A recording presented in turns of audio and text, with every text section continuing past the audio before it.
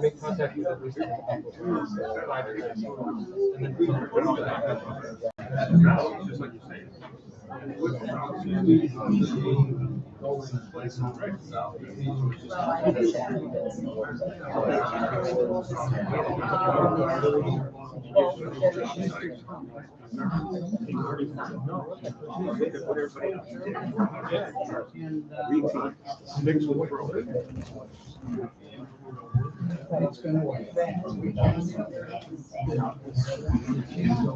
Oh, no, probably, yeah. He's like following me like a pretty.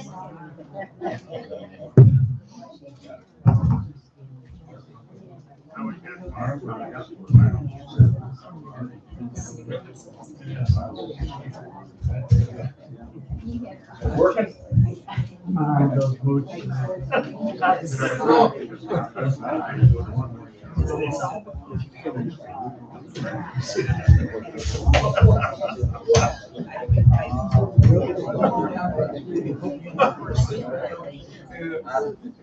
So, yeah, if you can't, you know what?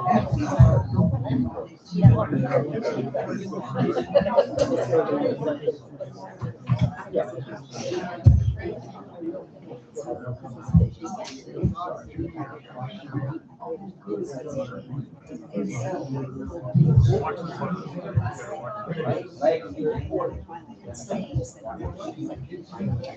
Hey, what are you waiting for?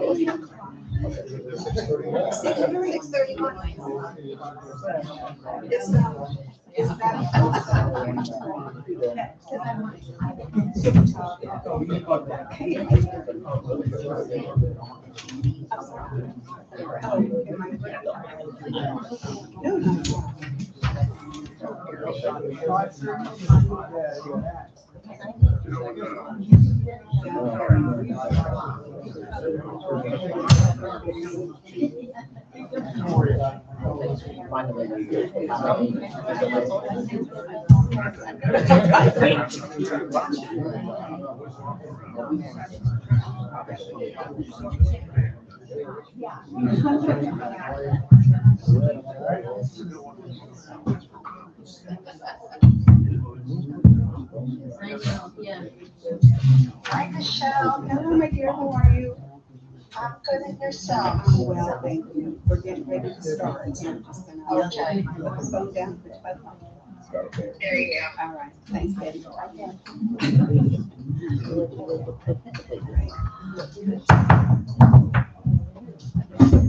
right.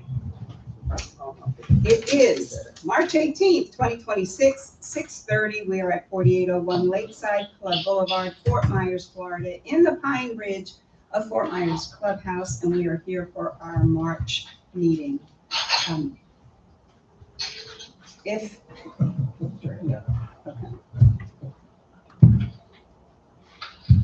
Before we get started, I'd just like to have a moment of silence. We lost two of our residents this last month. Ron DeFeo, I don't know, many of you may have known Ron. He was actually the first male that was on the social club, just saying. One of the originals, yeah. And Priscilla Estrella also passed this past month. So let's just take a moment of silence.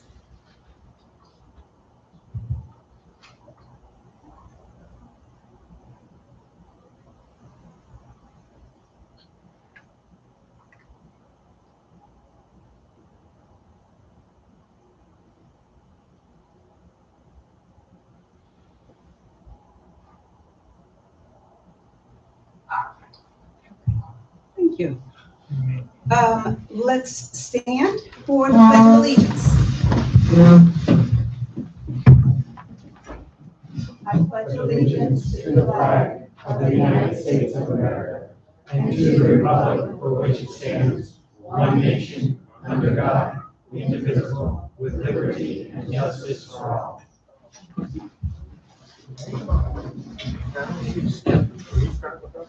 Excuse me?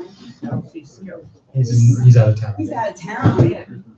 I don't know, I'm sure We're he's gonna watching. Jack is here in his stead, Jack's so, replacing him. yeah, Jack is replacing, so, He sits back. exactly. Okay, can we have the roll call, please, Brian? Andy Levin, Here. Bill England, Here. Debbie Cotton. Michelle Camp, Here? Patrick Madigan, Here. Sharon Osborne, Yeah. Brian Knapp, I'm here.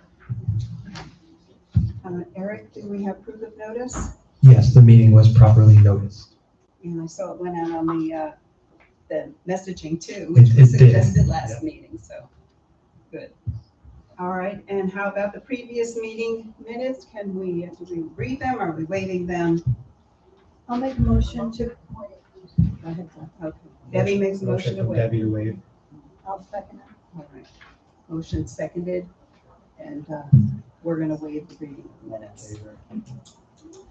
Any, all in favor? Aye. All right. We're motioning that one. Okay, Eric, go ahead with the manager's report. All right. It's been a very active and productive several weeks across the community with a strong focus on infrastructure, operations, and long-term planning. We've made some meaningful progress in several key areas while also continuing to address ongoing items in order to position the community well moving forward. Some updates that you need to know.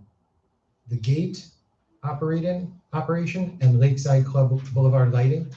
We recently identified that the cause of the intermittent gate issue was associated with the fuse box and the lighting there. When we turned the lighting down Lakeside Club Boulevard off, the gate didn't have any problem anymore. So that, unbelievable. And it really took a lot to figure that out. We actually had the tech waiting at home, checking it every 10 minutes for it to fail, and then drive out here. So that way he could do the process of elimination to determine that. So we appreciate everybody working with us through that process.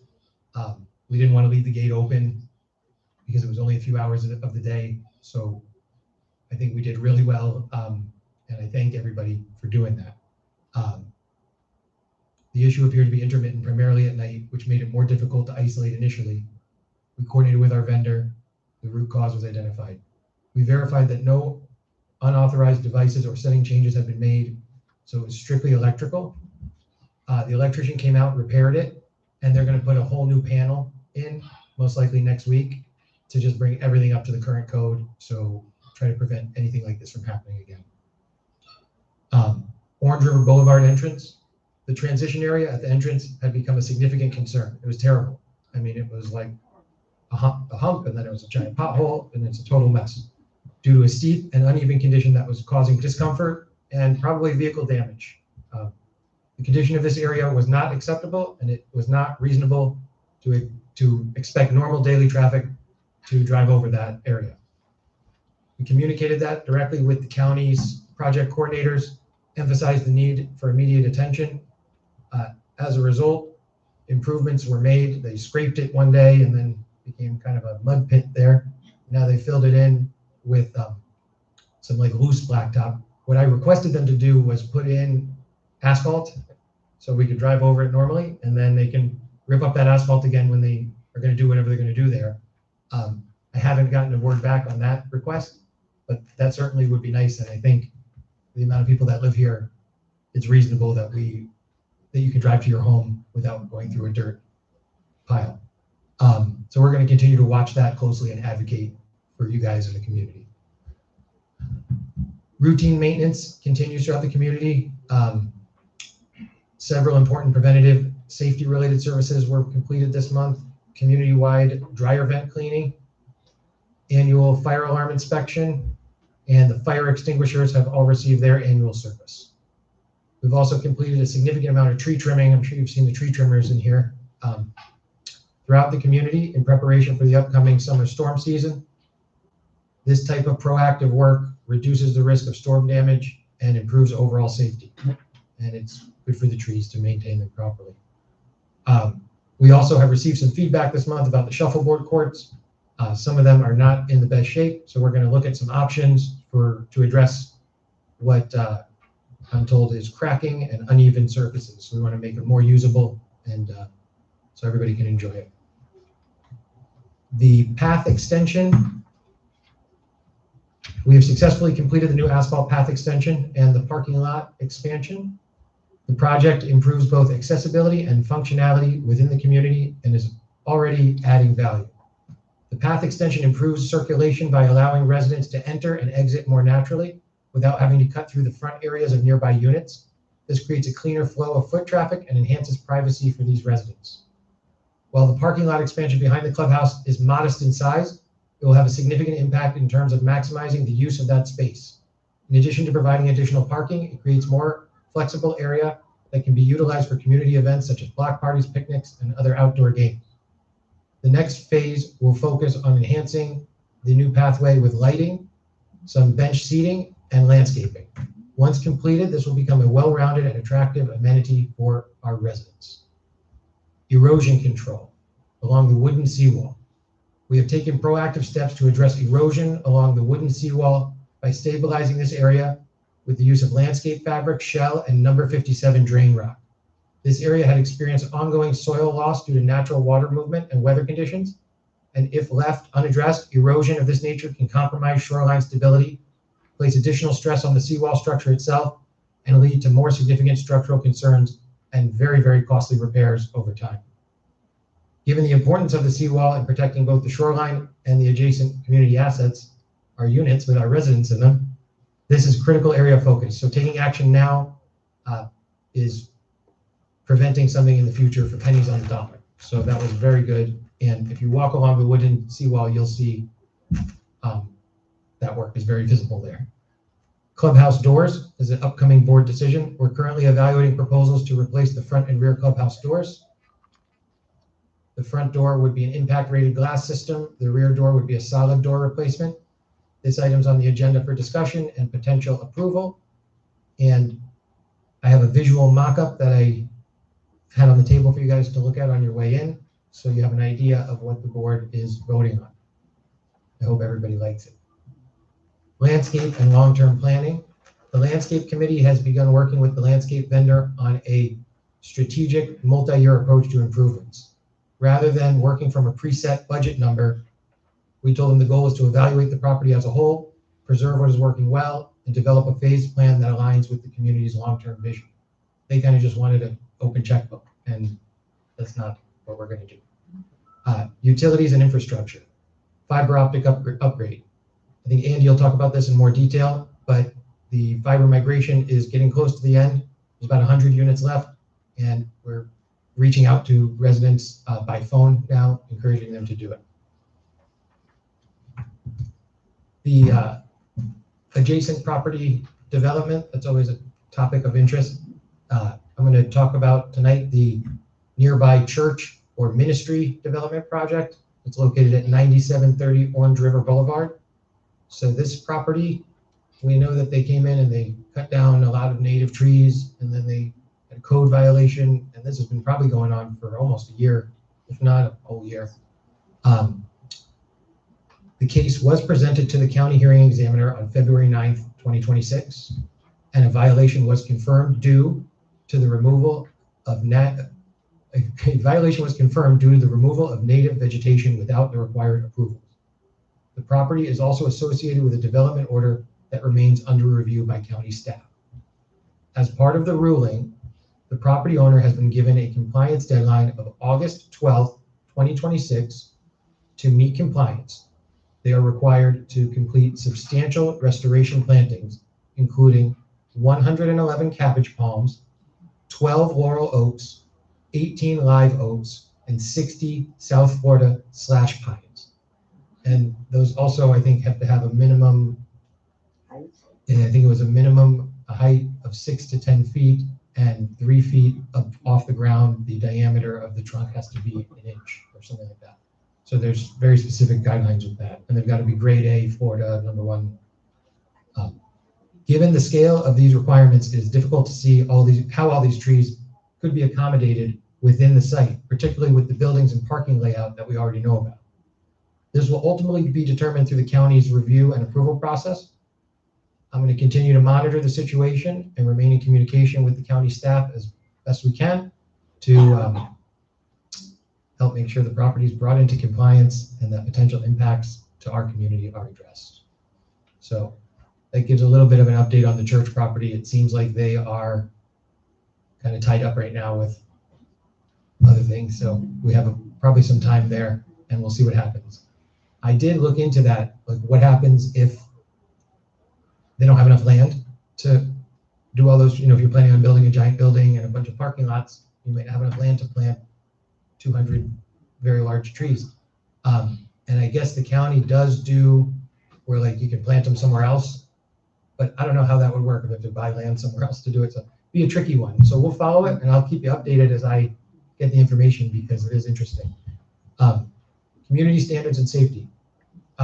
This month, we've had to address several sensitive resident-related situations behind the scenes, including incidents that required some careful coordination and handling.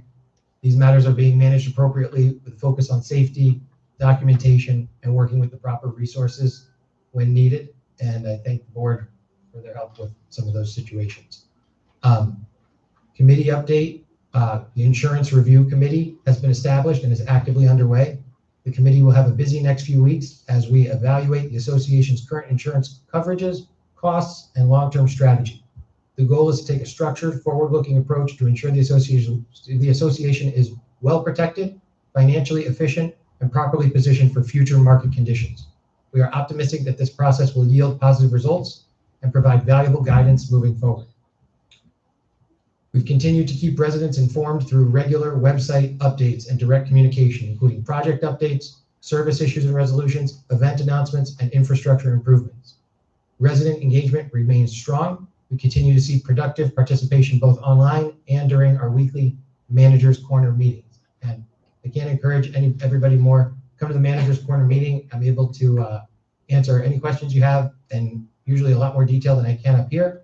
And it's really good. And also, if you're not registered with the website on Front Steps, I really encourage you to do that. We've really been using Front Steps really well as a community. And if you want to know what's going on, get on Front Steps because we're letting you know if you're on there. Looking ahead over the coming weeks, we are planning on finalizing our clubhouse door project, working on completing the fiber optic transition. We're going to keep monitoring the gate and infrastructure up there and improve that, advance the landscape planning discussions, complete the enhancements to the asphalt areas, address the shuffleboard courts, clean gutters, preparing for summer rains, which will be coming soon, move forward with some landscape plantings. There's quite a few work orders for plantings.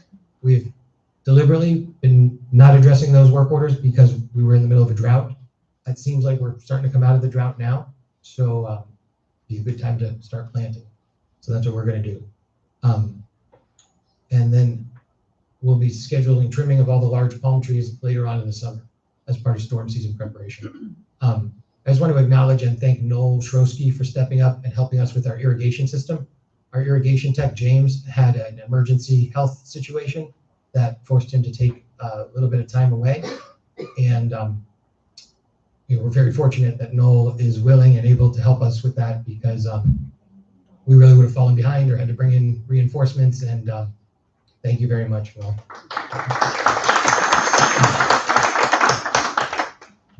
I also want to thank Mike Balthazar. He did some work on the electrical and the lighting in back where we play bags and cornhole. And now it's a lot safer and more presentable. And with the new asphalt back there, I think that's area is only going to improve for more fun times for everybody out there. Then lastly, I just want to thank the board for their continued support and collaborative approach. Having clear direction and the ability to execute has allowed us to move a number of important projects forward efficiently over a relatively short period of time, and I look forward to continuing that progress together. Overall, we've been able to get a lot done by staying focused, aligned, and moving things forward. I appreciate the board's support and the residents' engagement as we continue working to maintain and enhance Pine Ridge. If you have any other questions, please feel free to attend the Wednesday managers meeting at 3 p.m. right here in the clubhouse. Thank you. Thank you, Eric. Great report. Obviously, we have done a lot. On the fiber optic, are we keeping track of who has not? Yes. And we have started this week calling those people one by one. And we actually had one of the residents volunteer. She was helping Lydia today. It's good. So we're starting to make some progress there. Just curious. It's so awesome to hear the volunteers that are stepping up out of the community, you know, whether it's making phone calls or helping stuff on envelopes or doing work on irrigation or the electricity. I mean, I think that's awesome when we have that, because this is our home, this is our community. So I am just going to say, number one, at the risk of repeating myself, next month, I don't know who's coming, who's staying, who's going shortly, because Easter is early. So if you are headed back before we have our next meeting, I just want to say, have a great summer. And I'll do so again next week. If you're staying, I'll say, woohoo, good, I'm glad you're going to be here. We're going to have a great summer here. So I put my thoughts in writing too, because last month, remember, I had laryngitis and I could not speak. So there were a few things I wanted to cover at that time. Got your voice back. I definitely have my voice back. So I'm just going to address them this evening. One of those topics is compliance with our condominium dockets and our rules and regulations. I know it's not always the most exciting subject, but it is an important one. The rules aren't there just for the sake of having rules. They're there to protect us. They protect our property values, our quality of life, and the basic fairness across the community. That really is the heart of it. When people follow rules, the community looks better, it functions better, it feels better. It helps protect the appearance of Pine Ridge. It helps preserve property values, and it makes sure everybody's living by the same standards. And that's only fair. Whether the issue is parking, pets, rentals, use of the common areas, speed, or even following instructions on something as simple as recycling or one car at a time out at the gate, it all adds up. These things may seem like they're small at the time, but when rules are ignored consistently, the effect on the community isn't small. When each of us bought here, we knew we were buying into a condominium association. That comes with shared responsibilities. We all have an obligation to know the rules, to follow them, and if we lease our units, to make sure our tenants understand and follow them as well. This isn't about trying to be heavy-handed. It's about getting back to a place where expectations are clear and the rules are applied fairly and consistently, not selectively, not emotionally, just fairly and consistently. I've spoken with Eric about the importance of staying on top of non-compliant issues as they come up, and instead of letting things build and become bigger problems later on. That's the approach we need to take moving forward. I also want to say something about communication. There have been some negative comments posted online recently about the community and about management. People are certainly entitled to their opinions, and no one is saying that residents cannot raise concerns.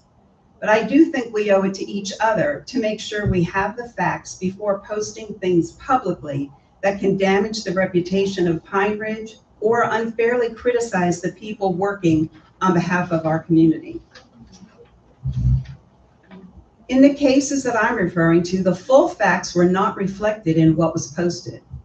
That's disappointing, because Pine Ridge is really a good community, and when inaccurate or incomplete information is put out publicly, it does not just affect management, it reflects on all of us and the community as a whole. So I would encourage everyone, if you have a concern, a complaint, or a question, please bring it to management first. Come to Eric's Manager's Corner. Contact the office, ask questions, get the facts. That's always going to be more productive than posting something publicly before you understand the full situation. social media can kill us. It can make us better or it can make us worse. And I just really want to encourage people that we all use social media appropriately. We all want Pine Ridge to remain a community we're proud of. I've lived here for more than 25 years and I still believe strongly in this community. Is it perfect? No. Will there be times that we disagree? Of course. But if we all make the effort to follow the rules, communicate directly, and treat one another fairly, we will continue to protect what makes this community such a special place to live. At the end of the day, it's not about being tough for the sake of being tough. It's about doing the right thing, being respectful of the community, and remembering that the rules are there to protect everyone equally. So we won't be going back on stuff, but moving forward, this is how I am hoping that we will function. And that is my rant.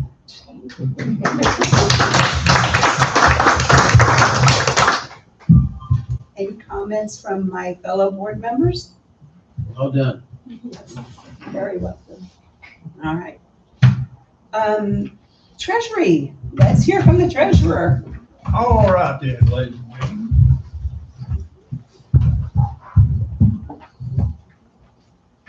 I only had 4 pages this week. I shortened it up. No, I just wanted to give you an overview of the 2025 year that we had and tell you a little bit about it and where we stand. Says, good afternoon, everyone, or evening, or whatever time it is.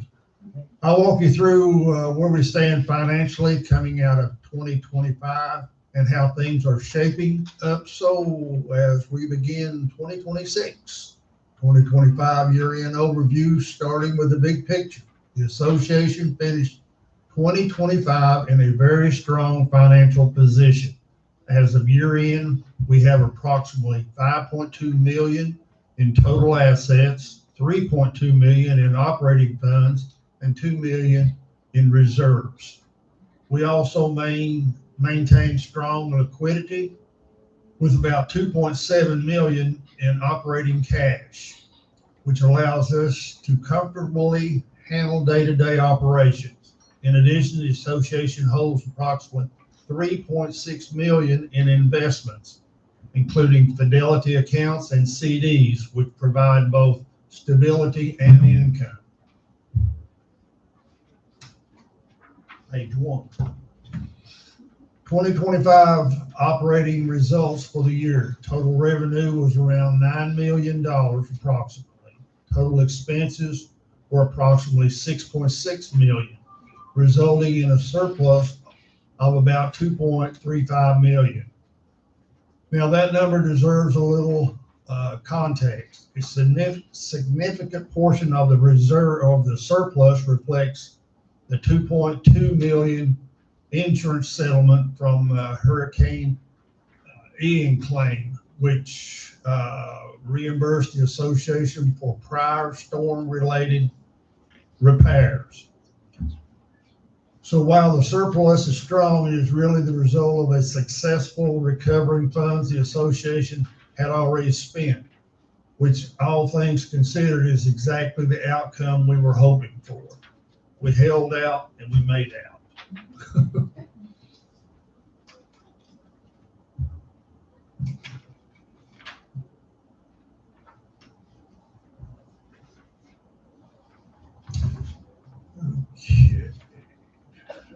Yeah, this is it. Yeah.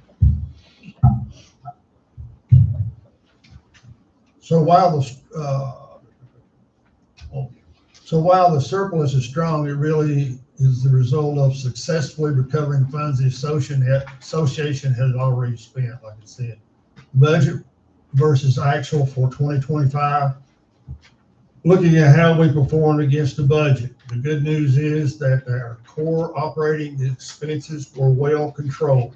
Items such as trash removal, landscaping, pool maintenance and supplies, electricity, and payroll. all came in at or under budget, which is a strong indicator of the discipline in day-to-day operations. And that has a whole lot to do with the gentleman sitting here on my right that does a really good job. And I can't sing his praise enough, because it makes it easy when you're working in the black instead of working in the red all the time. So, and I hope that everyone appreciates that.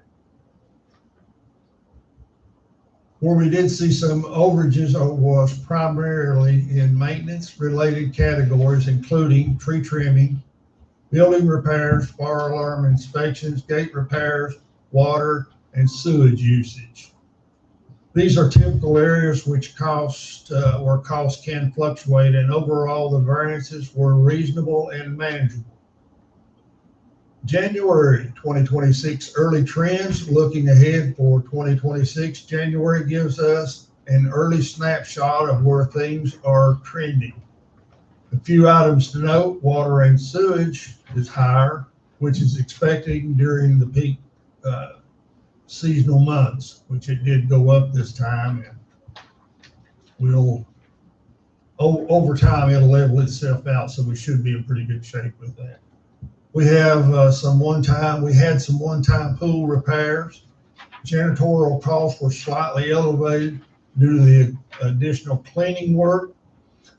And on the positive side, collections remain very limited, with only a small number of accounts outstanding which support strong cash flow.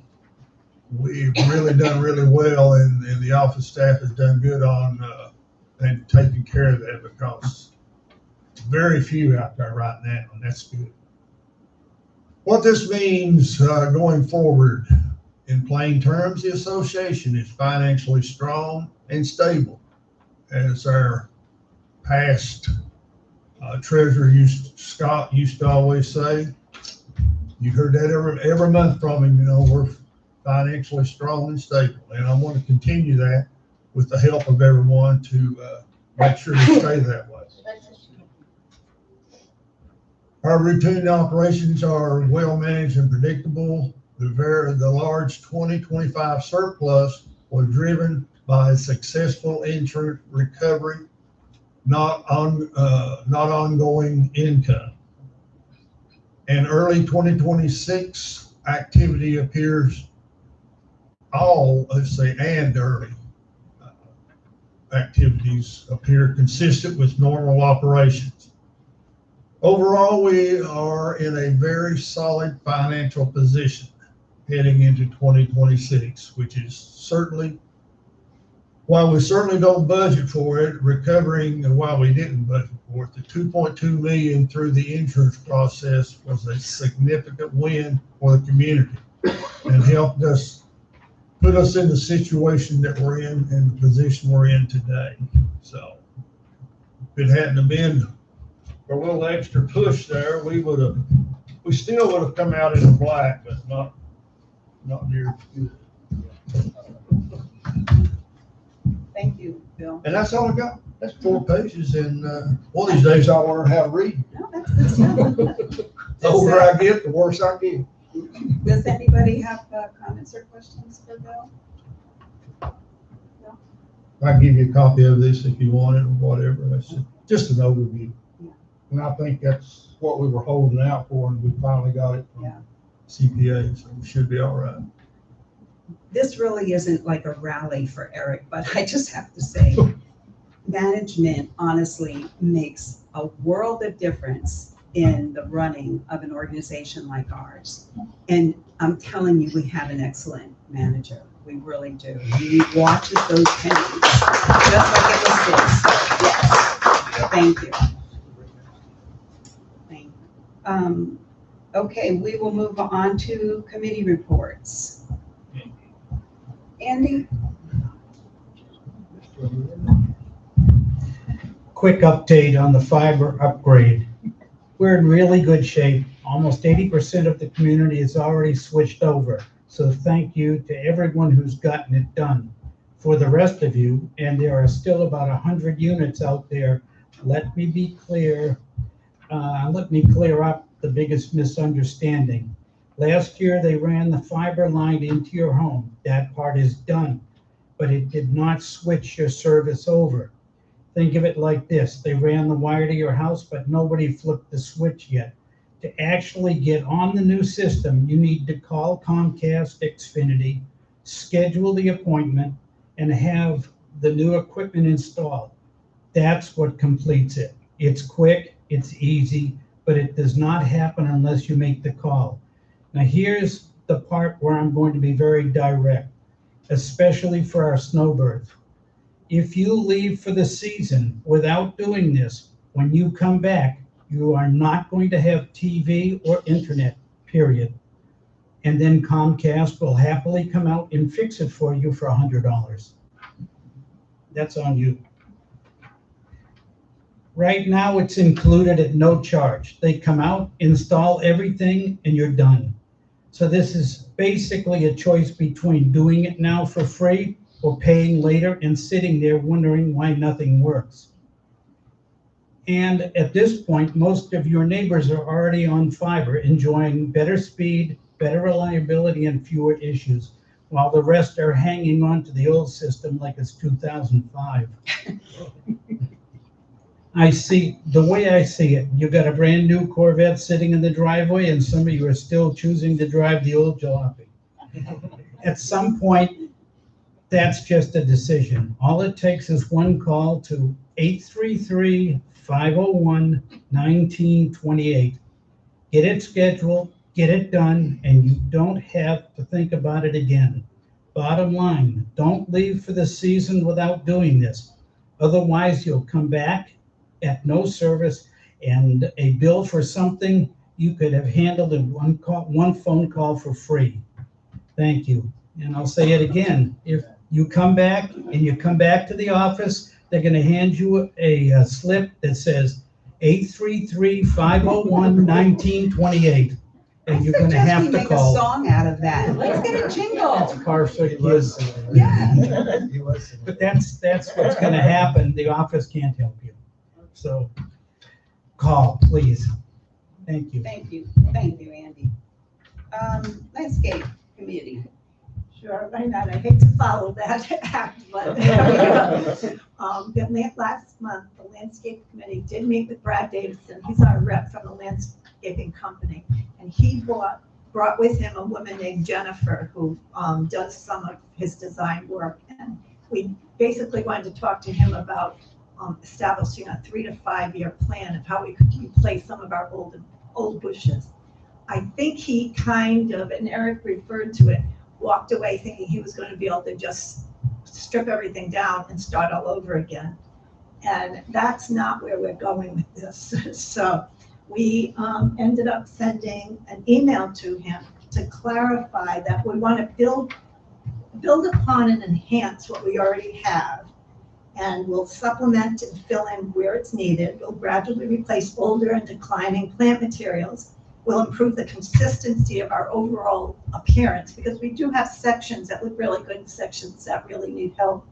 But we're going to avoid large scale removal unless truly necessary. I think he understands that. He did email back and say, yes, I'm glad that, we have a more solid direction to go on. We've asked him to include a rough budget for each of the phases that he's going to be talking about, so we'll have a better idea. Because as I told you before, we can't do everything all in 1 year, but hopefully we'll keep on building on what we have, and it will look better. Because I think it looks really nice right now. Where we have spots, but it's so helpful with all the people that have volunteered to help. Thank you. Thank you, Sharon. Website Committee, Brian, you got anything for us? As far as the website committee meeting, Into the microphone. I think it's on, but I guess I have to Oh, it's on. get right up on it. Yeah.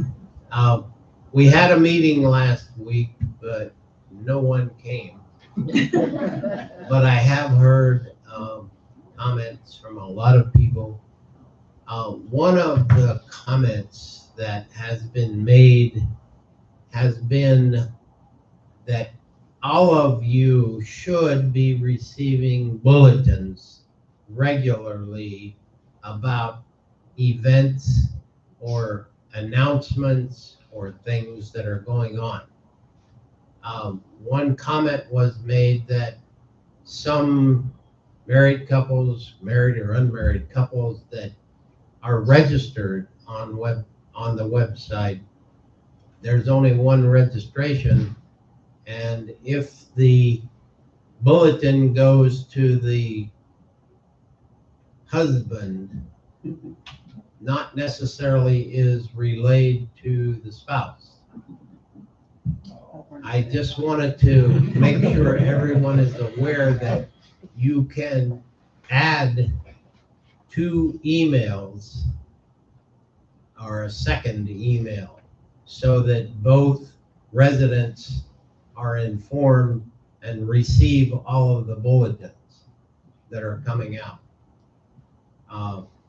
We also have discovered that we have the capability of issuing bulletins via text message in important situations.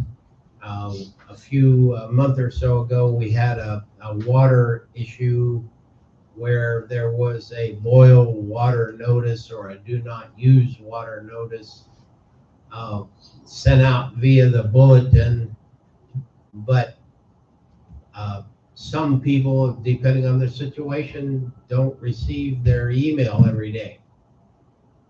We have found that we can, in the future, for very important messages, bulletins, that we can send a text message.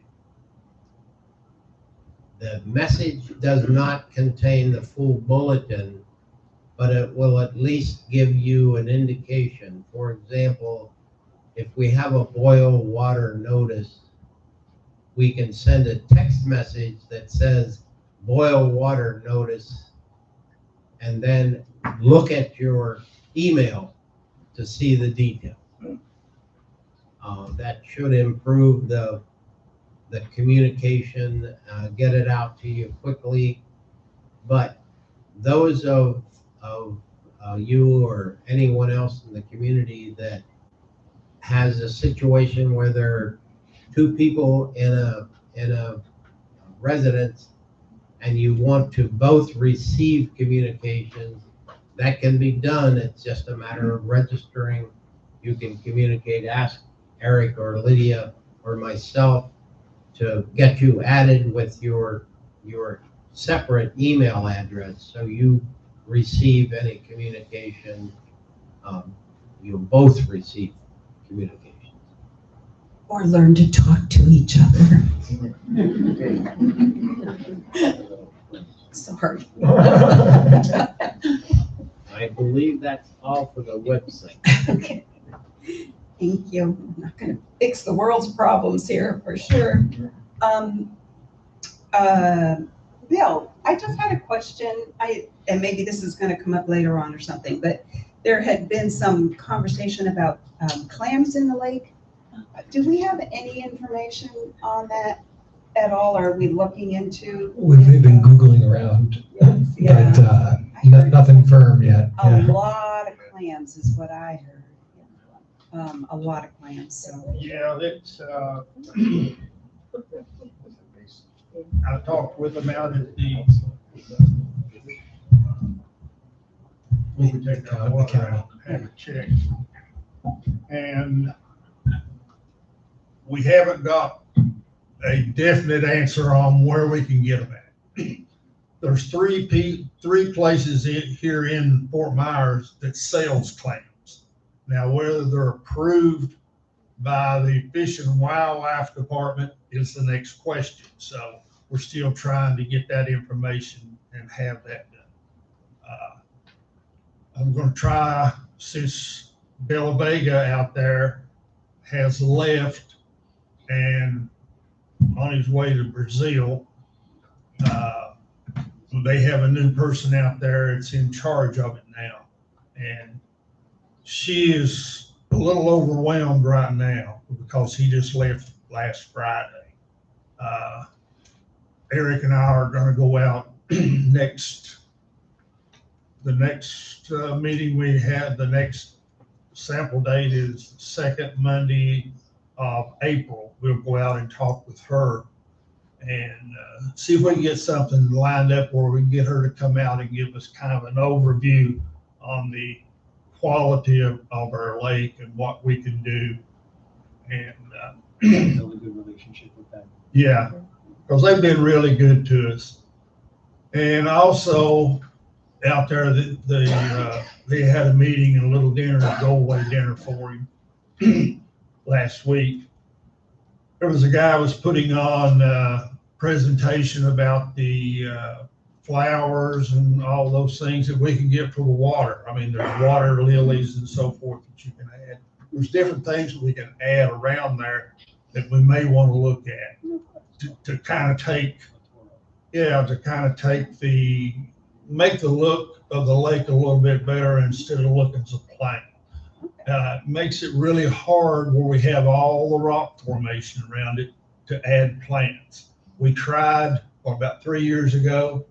We put in, I don't know, 500 of them, I guess, plants around the lake. Well, they lasted about 2 months. It's hard to get them to root in, and then they start nipping at them, and then they float away. So that didn't work, but we tried, and we'll try some more. But it's just a wait and see right now to what we can get and what we can't. So we either need to get clams or mussels, whichever one they'll approve. Yeah, I got mussels. Popeye mussels. So yeah, and the clam bake will be after that. How many gallons is our lake, do we know? Well, yes, I did know. I've got it somewhere in the paper because I figured it was, because I was figuring the amount of rainfall we had at one time, how many gallons of water we Gallons would fluctuate, but on maps we have, it says 20-acre lake. Yeah. So That's a lot of water. I just had been reading about how many clams it takes to like clean, a small area. and the water does not belong to us. It belongs to Southwest Florida. Yeah. Oh, so they provide the clam. And maybe, yeah, that's what I was just. Oh, And they found out it wasn't our water. I said, we don't want it, come and get it. And they told us that's not how it works. Well, that would be good, So- able to take then if it's their water. That's what I said, come and get your water then. There was clams in there at one Oh, time, was there? because if you'll notice, there's some shells and so forth around here they came in, we had the brackish water came in from one of the hurricanes, Oh, and yeah. all that salt water come into the lake, killed them all out. Anyway, Thank you. That's why irrigation, we're limited sometimes with how much we can irrigate. You wouldn't think it should be because it's the water out of the lake. It's not, utilities water, but it's not our water. For the record. I think anybody out that has any? Safety. Safety, let's hear about safety. The safety committee met on February 18th and discussed several issues. The one issue was that you probably all are aware that we had a survey to the community regarding the speed bumps. And a lot of people have expressed concern about excessive speeds, people driving too quickly in the community, and the safety concerns. Eric developed and we put out a survey to ask some opinions on the situation. We offered 3 options of do people believe that we should replace our speed bumps with speed humps, keep existing speed bumps without any changes, or remove all speed bumps and humps. There were 75 responses to the survey, and in a community with 462 residences, that was a fairly poor response. if you felt that the response was a couple that you could consider it 150 out of 460, and some multiple owners, 160 out of 350, but it still was fairly poor. But the results of the survey were that 16 people thought we should replace the speed bumps with speed humps. 53 people thought we should just keep the existing speed bumps without changes. And 6 people felt we should just take out all the speed bumps. Oh, I bet I could name them. High Ridge Racetrack. I'm sorry. I'm out of control. The committee will continue to review the results and the totals, and we will at some point discuss some possible other measures to control speed and safety in the community.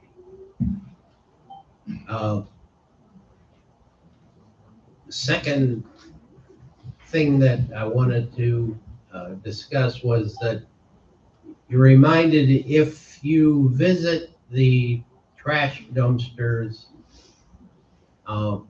in windy seasons, I think all of them now are equipped with brackets that you can raise the post, hang it up so that you don't have a wind blow and close the door on you and you can't get out.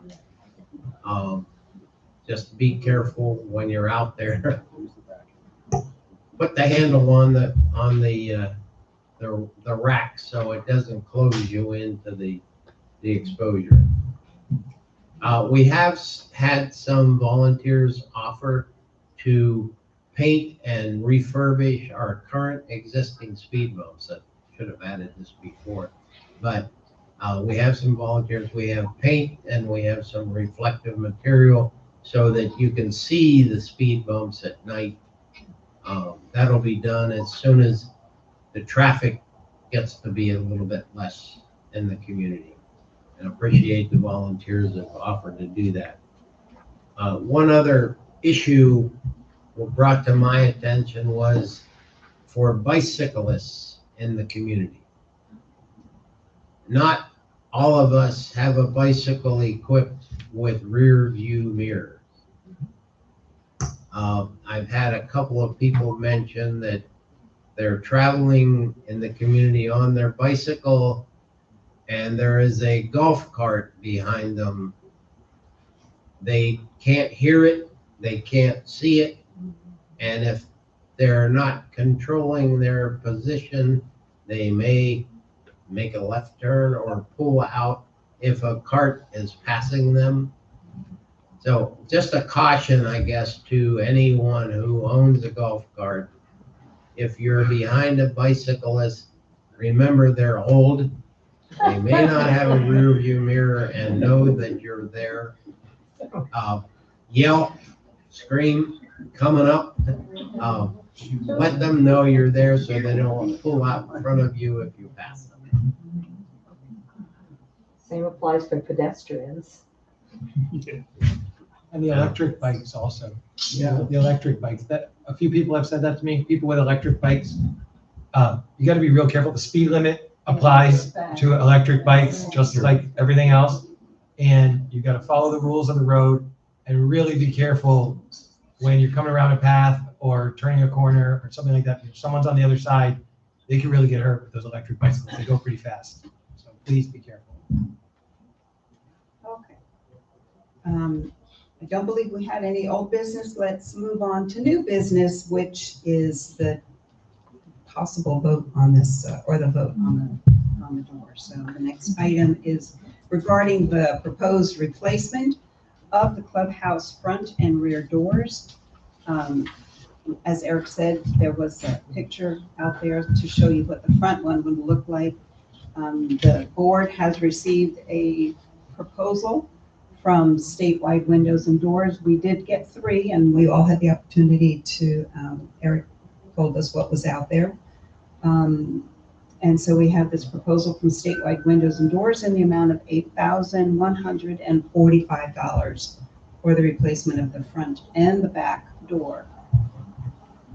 So I'd like to make a motion that we approve the front and back doors replaced at $8,145 Or for the less. clubhouse. We have a second. Yeah, we're trying to get it broken up. So. Yeah. Yeah, I'd second that. okay. Andy seconds it, okay. Any further discussion on that? Did everybody look at the pictures as they came in?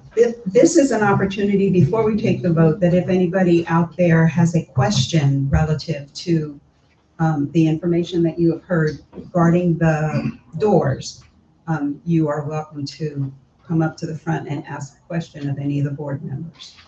Now would be a good time? Yes, relative only to the doors, yep.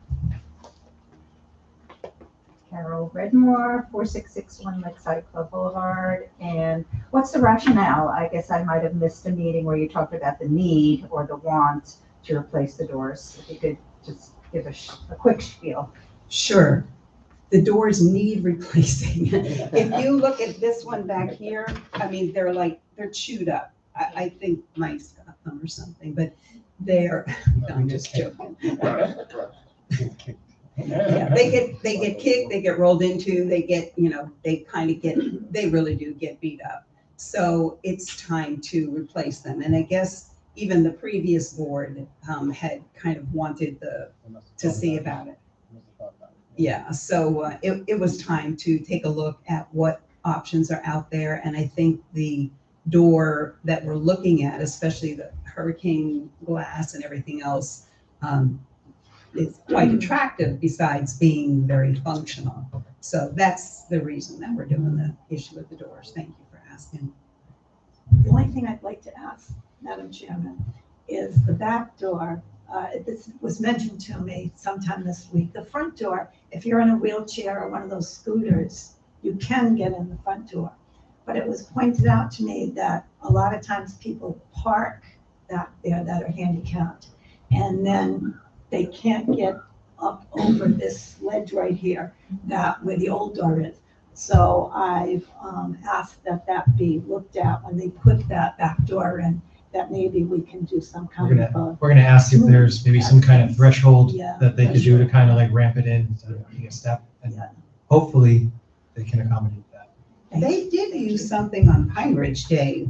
Somebody had made a kind of a wedge because they were rolling the chairs in. Met built one, but we want to get something a little more permanent if we're gonna have people riding on it. Thank you. The way the door is now, that door hangs down below the floor, and that's where you have that step in there. Unless they reconstruct it completely, you're gonna have, Maybe there's a piece of metal they can put in. We're gonna see. We're gonna try everything we can to make it better.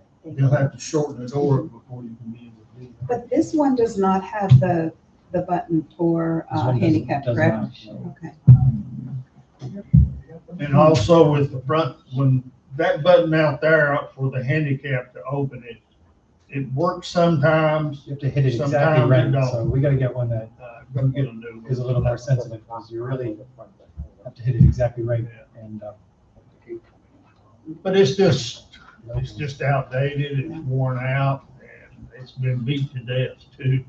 so if you This know- here's been bondoed, I think, 20 times. if you notice on this door, the current door has 2 side lights. This one has only one. The one side light's gonna be a little bit bigger, and then the door is also gonna be about 2 or 3 inches bigger. That'll help with handicap, wheelchairs, ADA things like that. compliance. Would be more over ADA compliant. It's also gonna help with equipment. If you guys have a band or party where you're having to bring in some heavy equipment or big tables, it'll be a lot easier to get them in. So it's Plus it's hurricane.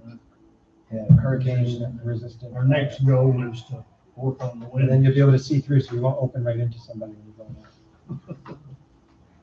Okay. Any further discussion? All right, then we have a motion to approve the proposal that we've been given by Statewide Windows.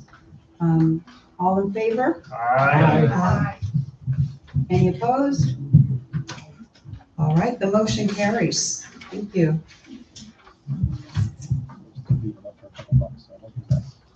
Eric's still working on it. All right, it's time for our open forum. We had a couple of people that wanted to come up and speak. Jack? Oh, sorry.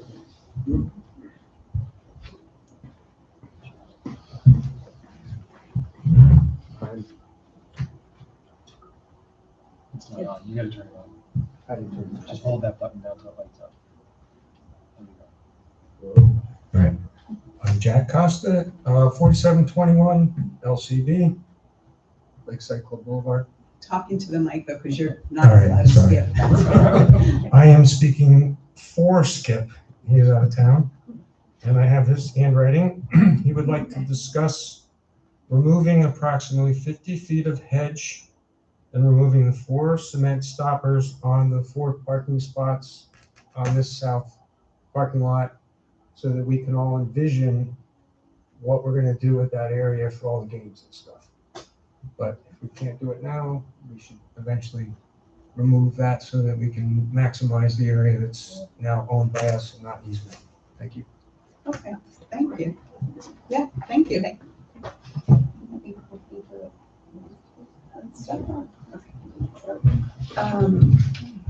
Jerry Tuttle, you're up next. Thank you. Jerry Tuttle, 4661 Lakeside. I think it's obvious that I've been working out with the Pine Ridge gym equipment.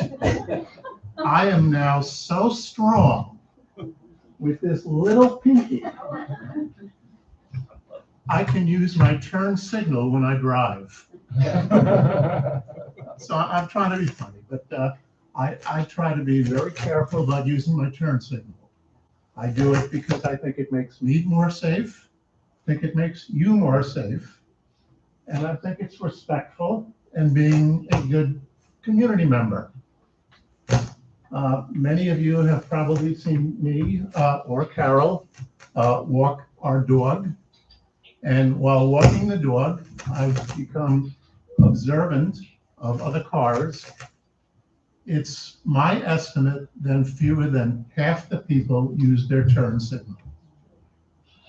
Particularly in walking the dog, it makes it a little harder to keep the dog under control and keep safe. All I want to know is when you're turning or when you're not turning. It just takes a little pinky.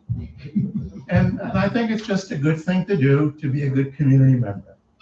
So I respectfully ask that you think about that and try and do it. Thank you. Thank you, Jerry. Jerry, do you have a Florida license or I'm sorry? you have a Florida license or another state? Florida. Florida license.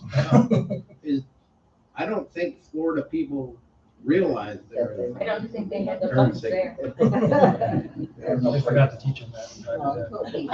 Well, you run out of blinker fluid down here. All right, well, that was the only 2 who had signed up. Is there anybody else that needs to bring anything before the board tonight, before we dismiss? I just have a question. How many acres does the Pine Ridge development encompass? Approximately 40. That's counting the lake? Yeah. Okay. Thanks. And they advertise 20-acre lake. I wonder if it is, we measured it actually 20 acres, Yeah. but good for advertising or selling. I have one thing to bring up. Yes, sir. I don't know if y'all seen the picture. Yeah, how'd they get that in there? This is a picture that someone placed. It's a garbage bag in our cardboard. How they got that in that slot's what we're trying to figure out. And why? And why did they do that? This is cardboard only that goes in there. And now we've basically, unless they get that out there beforehand, we've lost that container of cardboard. And we'll have to pay for it to get rid of it now. And we could have made $10 or $15 off of it the other way, but I was thinking about putting on a class, about the fourth grade level, so that, and teach, maybe, we may have people, I don't like myself, I just can't read. But we've emphasized this over and over and over. It's just like the speed. I don't know what else to do. I mean, we've talked about this and talked about it. Hopefully, it was a one-time occurrence and it won't happen again. One of our residents here has one that took a picture of this today and gave it to me. So we would like to figure out a way that we can have cardboard and your cans and bottles in an organized way. However, if we're not capable of doing the cardboard part, then we can't add to it. So those of you that want to recycle the other things, let's follow this cardboard thing and at least show that we can do that. And then we can look at the other. Can we put up a camera and then we'll post underneath it? You will be on YouTube. Streaming on YouTube. I wonder how many people watch. I know. I know. It really is. I know, we got this thing last month and maybe we just need to post it again for everybody to see. Cardboard only, don't throw anything else in there. I don't know what else to do either. It's frustrating, which led me to the rant that I wanted to have, which I cleaned up a little bit. Anyway. Well, I'll tell you what, I hope you don't take off another week, Kate Shaw. We'll be in trouble. Question, did they remove the cardboard bin or did they just empty it, like they do with? They empty it. So maybe, how you have these big laminated signs on the entryway and on the doors for our garbage, maybe since it's not being shipped and moved out, Yeah, something we really can put more big and signage on visual, it. It does say, with a big in cross. big block letters, cardboard only on the front of it. It does say it, because I was out there inspecting that thing Right this morning. above where it was put in. It says cardboard only. Signs don't seem to matter. We have speed bump or, speed signs. If you don't care, you don't care. I don't care how many signs you put up, how big they are, they lit or whatever. And You frankly, don't care, you don't some of it could be visitors, it could be, I saw somebody speeding in here this morning so fast that I turned around to go slow him down, and it was somebody that was like fixing somebody's car or doing something like that. It was some kind of company, but the delivery drivers are really bad. So you got to be defensive driving. You got to be aware that it's many times not the people here, I believe the people here probably don't use their turn signal, like Jerry said, but the people speeding, sometimes they're not the people here. They're delivery drivers trying to make but we got to slow them down. Everybody's got to. Oh, you see something, say something. All right, my rant's done. We probably should close the meeting. There's nothing else there, so can I take a motion? We're gonna close the meeting. So moved. Second? Second. It's done. We had a great time tonight. Thank you all for coming out. Good night and God bless. Y'all come back. Red Scout, nice to see you. I know you gotta go. Yes. Thank you very much.